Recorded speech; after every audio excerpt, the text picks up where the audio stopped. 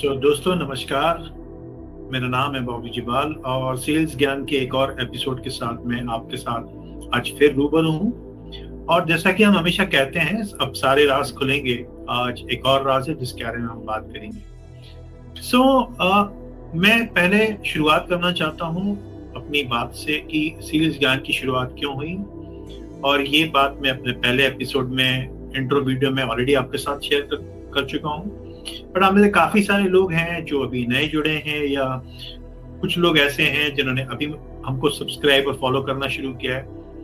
तो ये जानना जरूरी है कि सेल्स ज्ञान के पीछे कारण क्या है। तो दोस्तों, मैं आपको ये बात बोलना चाहता हूँ कि सेल्स ज्ञान के पीछे उद्देश्य है, ये जो हमारी सेल्स कम्युनिटी है, बिजनेस कम्युनिटी है, हर वो इंसान जो या तो बिजनेस ओनर है, छोटे बिजनेस में हो, बड़े बिजनेस में हो, एम्प्लॉय है सेल्स या मार्केटिंग के रोल में, या बहुत सारे लोग हैं जो फ्रीलांसिंग करते हैं, एज ए कंसल्टेंट काम करते हैं, बट उनको कोई स्ट्रक्चर्ड सेल्स के ऊपर उनका ट्रेनिंग नहीं हुआ है या उनको इनपुट्स नहीं मिले हैं। तो ये जो कंटेंट मैं आपके साथ शेयर करता हूँ, ये कंटेंट कॉपी कैट कंटेंट नहीं है कि कहीं इंटरनेट से उठाया और आपको परोस दिया। ये मेरा अपना एक 22 साल का अनुभव है as a sales coach, career coach. हजारों लोगों के साथ मैंने काम किया है। मैं उनसे बात करता हूँ, उन्हें ऑब्जर्व करता हूँ, उनसे सीखता हूँ। और ये जो भी इंफॉर्मेशन आपके साथ शेयर की जाती है, ये कहीं ना कहीं ऐसे लोगों की इंफॉर्मेशन है जिन्होंने इन मंत्रास को अप्लाई किया है और अपने बिजनेस को बढ़ाया है, अपने सेल्स परफॉर्मेंस को मल्टीफोल्ड किया है। तो ये जो कंटेंट है, ये कंटेंट रिच कंटेंट है, क्वालिटी कंटेंट है। और मेरा उद्देश्य यहाँ पर सेल्स ज्ञान से पैसा कमाना नहीं है। ये एक सर्विस है जिसके थ्रू मैं आपके साथ एक रिश्ता बनाना चाहता हूँ और आपकी जिंदगी में एक वैल्यू ऐड करना चाहता हूँ। दोस्तों, ऐसा देखा गया है कि सेल्स ये जो विषय है, जब हम बिजनेस में होते हैं या हम सेल्स के रोल में होते हैं, तो काफी बार हम इस बिजनेस में, इस काम में आ जाते हैं अनजाने में, और फिर अपना जो गट फीलिंग है, अपना जो पास्ट एक्सपीरियंस है, उसके बेसिस पे ये काम करते रहते हैं और गलती वहीं पर होती है। सेल्स एक साइंस है, सेल्स एक आर्ट है। सेल्स के अंदर लोगों को समझना, उनकी साइकोलॉजी को समझना बहुत जरूरी है। तो इस आर्ट्स को और साइंस को अगर आपने फॉलो नहीं किया, इसके सिद्धांत को फॉलो नहीं किया, तो वो रिजल्ट आपको नहीं मिलेगा जो रिजल्ट आप एक्सपेक्ट करते हैं। तो आज का जो विषय है वो विषय ये है, बेचो मत नहीं बिकेगा। और ये बहुत ही कैची लाइन है, और ये गलती है जो मैंने देखा है बहुत लोग अनजाने में करते हैं। वो हमेशा अपने प्रोडक्ट या सर्विसेज को बेचने की कोशिश करते हैं और अंत में उनको निराशा ही हाथ लगती है। तो राज क्या है, सीक्रेट क्या है?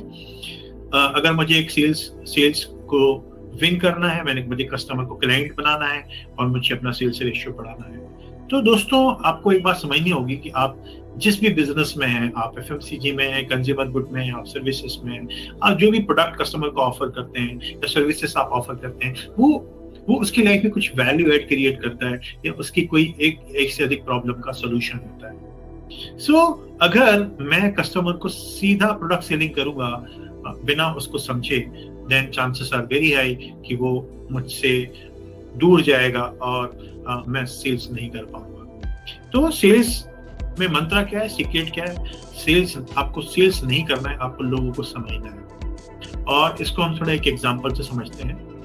तो मैं ये सीरीज जो है सेल्स ज्ञान की, इसमें कोशिश करता हूँ कि मैं अपने अनुभव से खुद सीखूं और वो अनुभव आपके साथ शेयर करूं, एज वेल एज आपके जैसे हजारों लोग हैं, उनके अनुभव मेरे साथ हैं, मैं उनके अनुभव भी आपके साथ समय समय पर शेयर करता रहता हूँ। तो अभी कुछ दिन पुरानी बात है और मुझे एक रिक्वायरमेंट थी, मुझे एक ज़रूरत थी, और वो ज़रूरत थी कि मुझे शेविंग फॉर्म लेना है।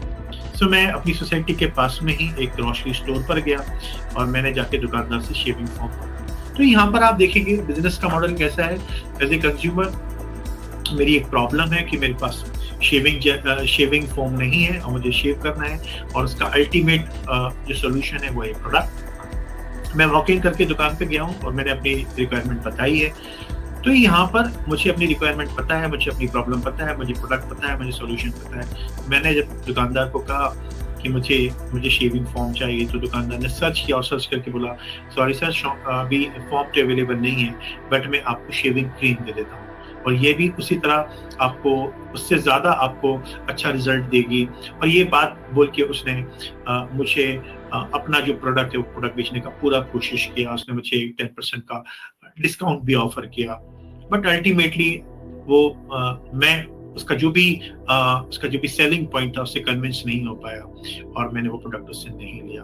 अब बात करते हैं इसी एग्जांपल को थोड़ा और आगे लेके जाते हैं। फिर मैं दूसरी दुकान पर गया। दूसरी दुकान पे सेम स्टोरी। मैंने दुकानदार को बोला कि मुझे शेविंग फॉर्म चाहिए। वहां पर भी जो दुकानदार है उसने बोला कि शेविंग फॉर्म तो नहीं है, शेविंग जेल है, शेविंग जेल बहुत अच्छा होता है। उसने शेविंग जेल के मुझे बेनिफिट्स गिनाए और उसने मुझे कन्विंस करने का कोशिश किया कि मुझे प्रोडक्ट ले लेना चाहिए। बट यहाँ पर भी उसको असफलता ही हाथ लगी।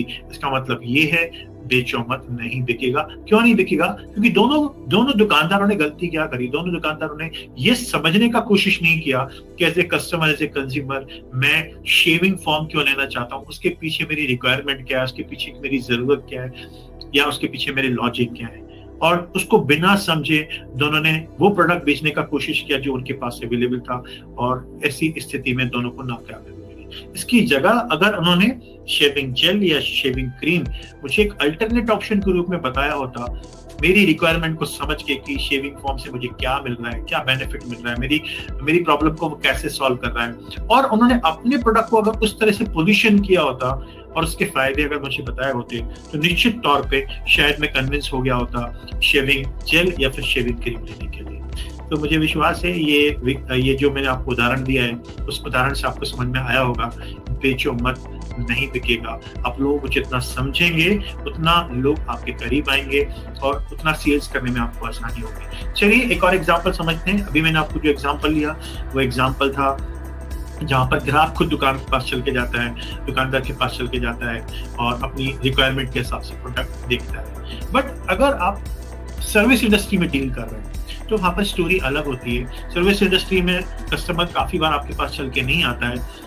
As a seller, as a consultant, as an advisor, as a business owner, आपको लोगों के पास चल के जाना होता है, आपको लोगों को मिलना होता है। और यहाँ पर जो सबसे डिफिकल्ट पार्ट है वो डिफिकल्ट पार्ट ये है, लोगों को उनकी प्रॉब्लम्स पता नहीं होती हैं, उनके पेन एरियाज पता नहीं होते हैं, और सबसे पहले आपको बातचीत से, कम्युनिकेशन से, डायलॉग करके और आपको प्रोबिंग करके ये जानना होता है कि उसके की इश्यूज क्या हैं, उसकी प्रॉब्लम्स क्या हैं और उसके पेन पॉइंट्स क्या हैं। फिर अगर आप अपनी प्रोडक्ट या सर्विसेज पिच करते हैं जो उसके पेन एरियाज को, उसकी प्रॉब्लम्स को ठीक करने में हेल्प करते हैं, तो ये कहीं ना कहीं बात आगे बढ़ती है और आपको सेल्स मिलती है।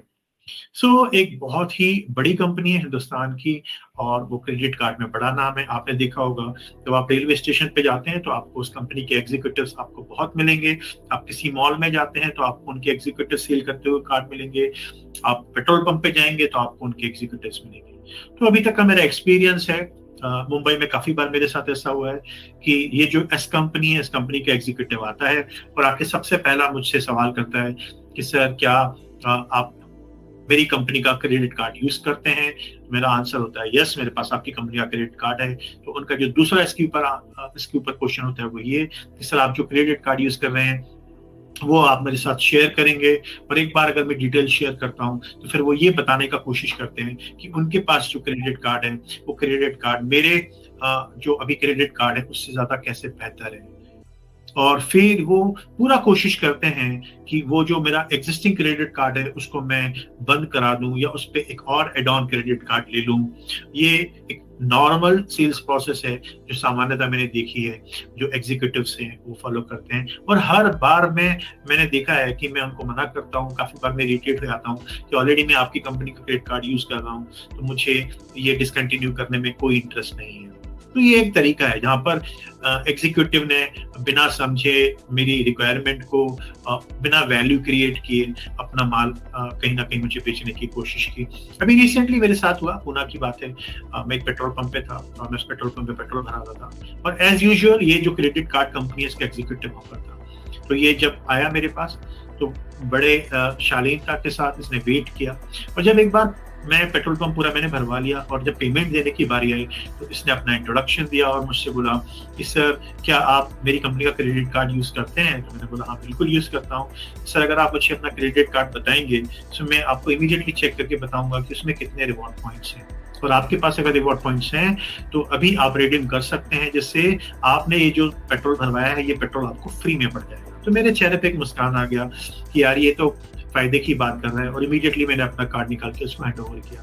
तो जब मैंने उसको कार्ड हैंड ओवर किया तो उसने चेक किया, और चेक करने के बाद मुझे बताया कि सर आपके कार्ड में लगभग 8000 पॉइंट्स है, रिवॉर्ड पॉइंट्स है। अगर आप इसको रिडीम करेंगे तो आपने ये जो पेट्रोल भरवाया है ये पेट्रोल के लिए आपको एक भी रुपया नहीं देना होगा। और वैसा ही एग्जैक्टली हुआ, मैंने रिडीम कराया और ये जो पेट्रोल था 2000 रुपीज इसका अमाउंट था। तो मुझे ये फीलिंग आया कि मुझे 2000 रुपए का फायदा हो गया और मैंने 2000 का सेविंग कर लिया। अल्टीमेटली इस बंदे ने पहले वैल्यू क्रिएट किया, और जब मैं गाड़ी स्टार्ट करके आगे बढ़ने लगा तो अगेन ये बंदा मेरे पास आया और उसने मुझे बोला कि सर ये जो सर्विसेज मैंने आपको ऑफर किए हैं इसमें हो सकता है आप कुछ और भी एडवांटेजेस हो जो आप मेरी कंपनी से ले सकते हैं। आपको थोड़ा सा डिटेल्स मेरे साथ शेयर करना होगा और मैं चेक करूंगा बैकएंड पे, क्योंकि आप हमारे एक्सट्रीम कस्टमर हैं, हो सकता है कंपनी आपके लिए कुछ और भी ऑफर लेके आई हो। तो मुझे लगा कि इस बंदे ने मेरी बात को समझा है, मुझे फायदा कराया है और ये बंदा मुझे जेन्युइन लगता है। तो मैंने अपनी डिटेल शेयर की और उसने फिर जो भी ऑफर था वो ऑफर मेरे साथ शेयर किया। और उस ऑफर में अगेन बात वही थी कि मुझे एक और कार्ड था जो ऑफर किया गया, जो उसके हिसाब से उससे बेहतर कार्ड था, जिसमें चार्जेस कम थे और रिवॉर्ड पॉइंट्स ज्यादा थे। तो मैंने अप्रिशिएट किया, उसको थैंक यू बोला। मैंने उसको कहा कि मुझे कुछ समय का टाइम दो मुझे आप, मैं इसको थोड़ा स्टडी करता हूँ और मैं कंपैरेटिव एनालिसिस करता हूँ मेरी स्पेंडिंग हैबिट्स के ऊपर, जो करेंट कार्ड में यूज कर रहा हूँ वो ये जो कार्ड है इसके ऊपर, एंड देन अगर मुझे लगेगा कि ये फायदे का सौदा है तो definitely I will come back to you. और मैंने उस बंदे का कॉन्टैक्ट नंबर लिया, उसने मेरा कॉन्टैक्ट नंबर लिया। और आप देखेंगे ये दोनों सेल्स प्रोसेस में जो दो अलग अलग सेल्स प्रोसेस मैंने आपको बताई, पहली जहां पर बंदा आपको सीधा कार्ड बेचता है, दूसरी सेल्स प्रोसेस जहां पर बंदे ने पहले मुझे समझा, मुझे मेरे लिए वैल्यू क्रिएट की, मेरा फायदा कराया, इसके बाद अपनी बात रखी। तो जो सेकंड अप्रोच है वो अप्रोच मुझे पसंद आई और लोगों को इस तरह की अप्रोच पसंद आती है। इसी की वजह से आज मैं उसके बारे में आपसे बात कर पा रहा हूँ। और इस तरह ही सेल्स के अंदर अगर हम लोगों को अप्रोच करेंगे, उनको बेचेंगे नहीं, उनको समझेंगे, तो निश्चित तौर पे हम ज्यादा बेहतर तरीके से अपनी सेल्स को बढ़ा पाएंगे। मुझे विश्वास है ये आज की जानकारी आपको जरूर पसंद आई होगी। तो आप इस वीडियो को लाइक करना ना भूलिए और आप इस इंफॉर्मेशन को ज्यादा से ज्यादा अपने कलीग्स के साथ शेयर कीजिए। आपको लगता है हर वो बिजनेस ओनर, हर वो कंसल्टेंट, हर वो एम्प्लॉय जो सेल्स में है और वो अपने बिजनेस को बढ़ाना चाहता है, आप उनके साथ इंफॉर्मेशन शेयर कीजिए और सेल्स ज्ञान को सब्सक्राइब जरूर कीजिए। आप अगर मेरे बारे में जानना चाहते हैं तो आप मुझे लिंक्डइन पे फॉलो कर सकते हैं जिबाल बॉबी के नाम से, और अगर आप मेरी कंपनी के बारे में जानना चाहते हैं तो www.4elearnings.com को आप सर्च कर सकते हैं। दोस्तों समय निकाल कर देखने के लिए बहुत बहुत धन्यवाद। जल्दी ही एक और इंटरेस्टिंग इंफॉर्मेशन के साथ आपके साथ फिर जल्दी हाजिर होऊंगा। तब तक के लिए थैंक यू सो मच।